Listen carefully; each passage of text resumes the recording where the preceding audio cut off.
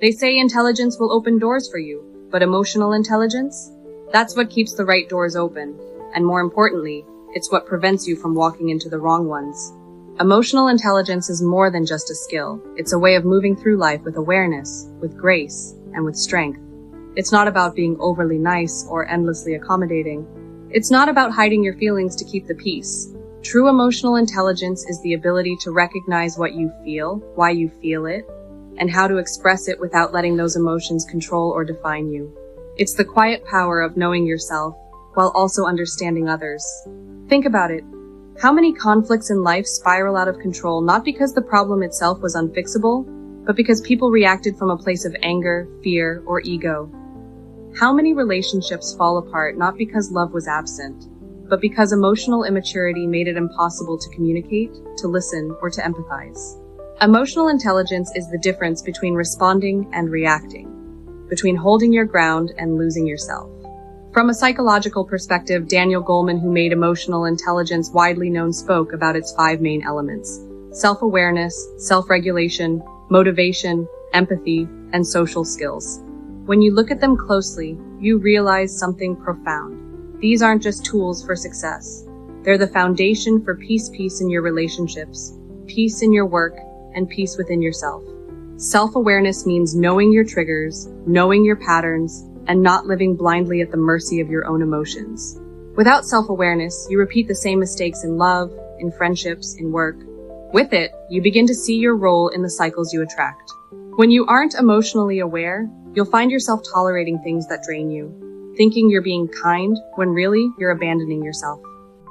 Then comes self-regulation, the art of not letting your emotions hijack your choices. This doesn't mean suppressing them. It means holding them with patience and maturity. When you regulate yourself, you don't lash out when you're angry, and you don't collapse when you're hurt. You can pause, breathe, and choose your response instead of being swept away by the storm. That pause is where your power lies. Motivation, in this context, isn't just about chasing goals. It's about being driven by values deeper than external validation. Emotional intelligence teaches you not to live for applause, not to bend your identity to be liked, but to stand rooted in who you are. It shifts your motivation from, I need them to approve of me, to, I need to stay true to myself. And empathy, this is where emotional intelligence softens us. It allows us to see the world through another's eyes without losing sight of our own. But empathy is often misunderstood. It doesn't mean excusing poor behavior or carrying the weight of someone else's emotions on your back. It means recognizing feelings for what they are, signals, not commands. You can care deeply, but you don't have to sacrifice yourself on the altar of someone else's needs. Emotional intelligence gives you the balance, compassion with boundaries. Finally, social skills, the ability to navigate relationships, conflicts, and conversations with honesty and respect. Emotional intelligence sharpens the way we connect. It helps us listen not just to words, but to the emotions underneath them. It teaches us that sometimes silence communicates more than speaking, and that real connection isn't built on performance, but on presence. Many people ask, why do I keep getting hurt when I'm so kind? Why do people take advantage of me? And the answer often lies in emotional intelligence. Being nice isn't the same as being emotionally intelligent. Niceness can be performative. It can come from fear of rejection, fear of abandonment, fear of being unloved. Emotional intelligence, on the other hand, is about kindness rooted in strength. It knows when to say yes and when to say no. It knows that self-preservation isn't selfishness, it's survival. It's self-respect. Psychologically speaking, when we lack emotional intelligence, we confuse people-pleasing for love, avoidance for peace, and repression for strength. But over time, these patterns break us. We become resentful, drained, and disconnected from ourselves. That's why emotional intelligence matters. It protects your nervous system, your mental health, and your heart. It teaches you that saying no is not cruelty, but clarity. That walking away doesn't mean you're cold, it means you're courageous. Here's the truth, emotionally intelligent people aren't perfect. They still feel, they still hurt, they still make mistakes.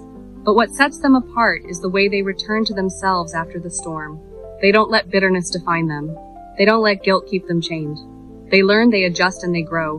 And in doing so, they become not only stronger, but also more attractive. Because emotional intelligence radiates calm, confidence, and depth. Think about the people you admire the most. It's rarely the ones who never show emotion, or the ones who crumble at every setback. It's the ones who can face difficulty with presence, who can disagree without hostility, who can love without losing themselves. That's emotional intelligence in action. So, why do you need emotional intelligence?